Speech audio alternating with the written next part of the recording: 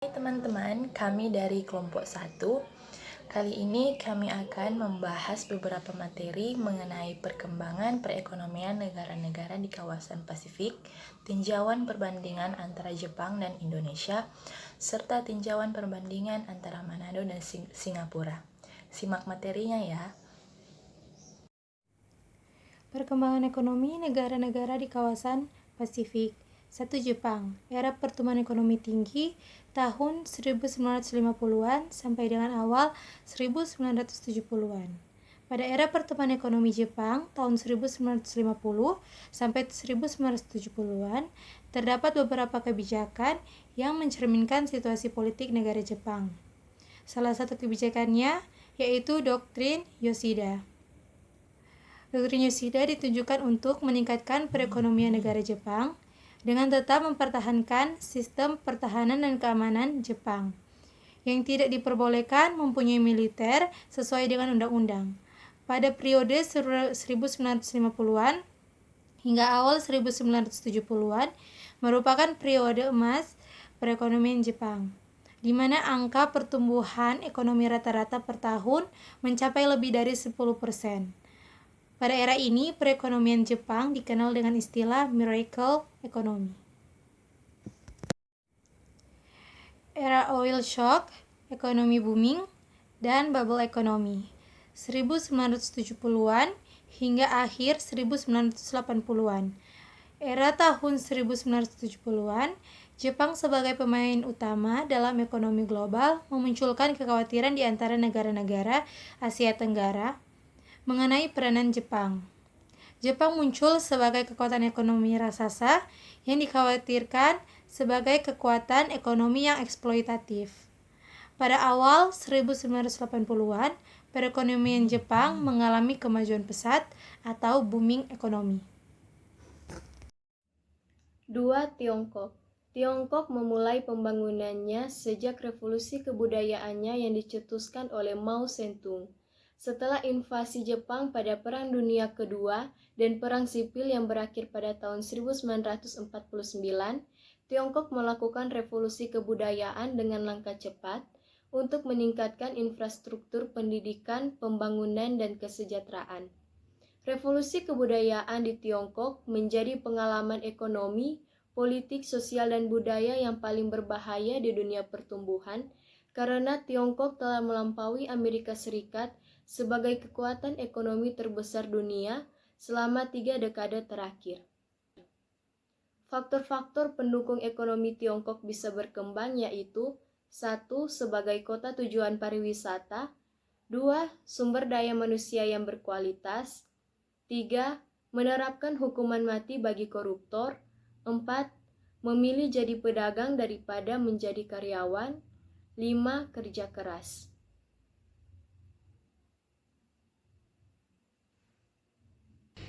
Siam, Filipina, negeri jajahan di selatan atau Indochina, Indonesia, Malaya. Kepada negeri-negeri yang khusus berada di bawah pemerintahan kolonial seperti Indochina, Indonesia, dan Malaya, dapat dipahami bahwa kepentingan-kepentingan industri negeri induk tak dapat memungkinkan suatu politik pemerintahan yang konsekuensi mengenai industrialisasi.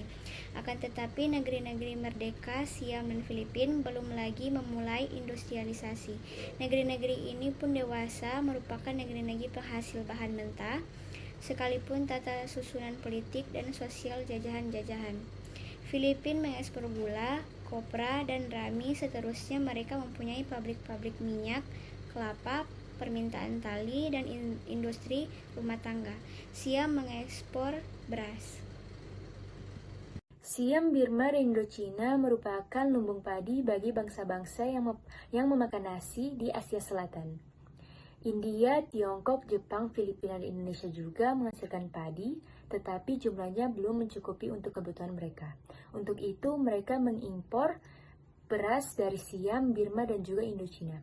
Ketiga negara ini bersama-sama mengekspor rata-rata setahunnya sekitar 100 juta pikul yang dikirim ke negeri-negeri Asia Pasifik. Tetapi bahwa negeri-negeri berikut ini bersama-sama yakni Filipina, Siam, dan jajahan-jajahan barat, yaitu Indonesia, Indochina, dan Malaya. Karena kemampuan produksi yang hebat, baik bahan-bahan makanan maupun bahan-bahan mentah mineral, dan pertanian, serta barang-barang setengah jadi mempunyai arti yang sangat besar. Tinjauan perbandingan Jepang dan Indonesia. Aspek ekonomi, Indonesia menggunakan sistem ekonomi Pancasila atau demokrasi ekonomi yang dalam praktiknya cenderung liberal, dan Jepang menganut sistem ekonomi monarki konstitusional yang sangat membatasi kekuasaan Kaisar Jepang. Populasi di Jepang sekitar 126.710.000 dan di Indonesia sekitar 258.710.000. Luas area di Jepang sekitar 377.971 km persegi dengan jumlah pulau sekitar 6.852. Di Indonesia, luas area sekitar 1.905.000 km persegi dengan jumlah pulau lebih dari 17.508 pulau. Bahasa resmi Jepang yaitu bahasa Jepang dan bahasa resmi Indonesia yaitu bahasa Indonesia. Perbandingan sistem ekonomi. Ekonomi pasar bebas dan terindustri, Jepang merupakan ketiga terbesar di dunia setelah Amerika Serikat dan Cina dalam istilah paritas daya beli internasional. Ekonominya sangat efisien dan bersaing dalam area yang berhubungan ke perdagangan internasional, tetapi produktivitas lebih rendah dibanding agrikultur, distribusi, dan pelayanan. Ekonomi Indonesia merupakan salah satu kekuatan ekonomi berkembang utama dunia yang terbesar di Asia Tenggara dan terbesar di Asia ke-6 setelah Tiongkok, Jepang, India, Rusia, dan Korea Selatan. Ekonomi negara ini menempatkan Indonesia sebagai kekuatan ekonomi terbesar ke-16 dunia, yang artinya Indonesia juga merupakan anggota G20. Berikut aspek politik. Jepang dan Indonesia mempunyai sistem pemerintahan yang berbeda. Jepang mempunyai sistem pemerintahan parlementer, sedangkan Indonesia mempunyai sistem pemerintahan presidensial. Jepang mempunyai lembaga legislatif yang disebut Diet. Diet merupakan lembaga legislatif yang menganut sistem bikameral. Diet mempunyai anggota yang terdiri dari majelis rendah dan majelis tinggi. Di sini majelis rendah mempunyai kedudukan yang lebih tinggi dari majelis tinggi. Majelis rendah bertugas untuk membuat perundang-undangan dan anggotanya mempunyai jabatan 4 tahun. Sedangkan majelis tinggi bertugas untuk mengangkat Perdana Menteri dan anggotanya mempunyai masa jabatan 6 tahun. Di Indonesia mempunyai lembaga legislatif yang disebut dengan MPR RI. MPR terdiri dari dua lembaga, yakni DPR dan DPD. DPR mempunyai fungsi legislasi, controlling, dan budgeting. Legislasi merupakan fungsi untuk membuat perundang-undangan. Controlling merupakan fungsi untuk mengontrol kinerja lembaga eksekutif agar tidak menyalahi peraturan perundang-undangan. Dan budgeting merupakan fungsi untuk menyusun anggaran negara. Tinjauan perbandingan Manado dan Singapura. Yang pertama, jumlah populasi Provinsi Sulawesi Tenggara pada sensus penduduk tahun 2020 sebanyak 2.621.923. Populasi Singapura dilaporkan sebesar 5.686.000 orang pada 2020. Rekor ini turun dibanding sebelumnya, yaitu 5.704.000 untuk 2019. Data populasi Singapura diperbarui tahunan yang terdapat 2,7 juta orang dari 1950 sampai 2020 dan dengan 71 observasi. Yang kedua, luas kota Manado ialah 162,5 km², sedangkan luas wilayah Singapura ialah 728,3 km².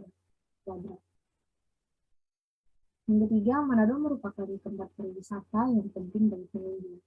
Ekowisata merupakan atraksi terbesar Manado. Selama scuba dan snorkeling di Pulau Bunaken juga merupakan atraksi populer. Tempat lain yang menarik adalah Danau Tondano, Gunung Lepon, Gunung Kelabat, dan Gunung Mahawu.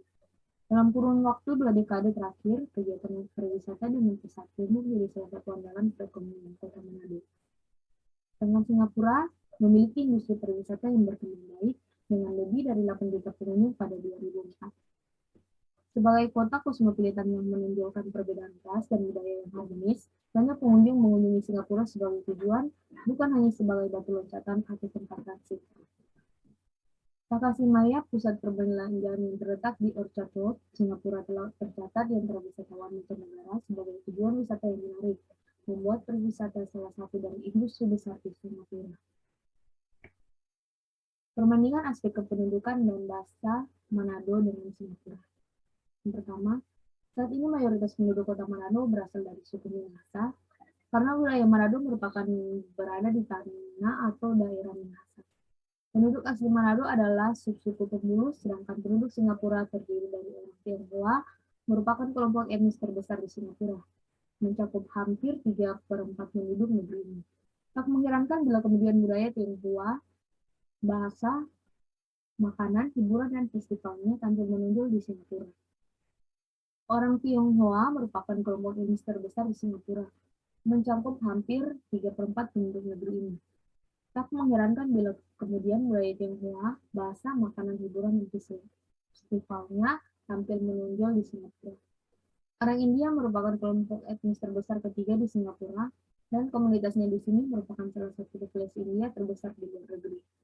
Kedua, bahasa digunakan sebagai bahasa sehari-hari di Manado dan wilayah sekitarnya disebut bahasa Manado. Bahasa Manado menyerupai bahasa Indonesia tetapi dengan logat yang khas. Beberapa kata dalam dialek Manado berasal dari bahasa Belanda, bahasa Portugis, dan bahasa asing lainnya. Bahasa ini serumpun dengan bahasa khas Timur Indonesia lainnya. 4. Bahasa resmi di Singapura adalah bahasa Melayu, Mandarin, Tamil, dan Inggris. Sementara bahasa nasionalnya adalah Melayu. Perbandingan perekonomian. Perekonomian Kota Manado khususnya terdiri dari sektor perdagangan, perhotelan dan restoran, sektor pengangkutan dan komunikasi, serta sektor jasa. Pada tahun 1996, peran ketiga sektor utama ini dalam pembentukan PDRB adalah sejumlah 68,74%. Dalam kurun waktu 5 tahun, peran ketiga sektor ini cenderung semakin dominan, yang dilihat dari kontribusinya pada tahun 2000 yang meningkat menjadi 74,68%. Laju inflasi Kota Manado selama kurun waktu 2 tahun terakhir sangat berfluktuatif. Sedangkan Singapura memiliki sistem ekonomi pasar berorientasi perdagangan yang maju. Ekonomi Singapura merupakan salah satu yang paling terbuka di dunia. Korupsi terendah ke-7, paling pro-bisnis dengan pajak rendah, sekitar 14,2% dari produk domestik bruto, serta memiliki PDB per kapita tertinggi ketiga di dunia. Badan usaha milik negara memainkan peranan yang penting dalam ekonomi negara ekspor, terutama bidang elektronik kimia dan jasa, mencirikan bahwa Singapura merupakan penghubung regional utama untuk manajemen kekayaan. Manajemen kekayaan yang menyediakan sumber pendapatan utama bagi ekonomi, sehingga negara ini bisa membeli bahan mentah yang tidak mereka miliki. Selain itu, air juga tidak tersedia dalam jumlah banyak di Singapura. Maka dari itu, air juga dianggap sumber daya khusus di Singapura. Singapura memiliki tanah subur yang terbatas, sehingga mereka bergantung pada taman agroteknologi untuk produksi dan konsumsi pertanian. Sumber daya manusia juga menjadi bagian penting bagi kesehatan ekonomi Singapura. Ekonomi Singapura menempati posisi kelima menurut Scientific American Biotechnology pada tahun 2013 untuk 2 tahun berturut-turut.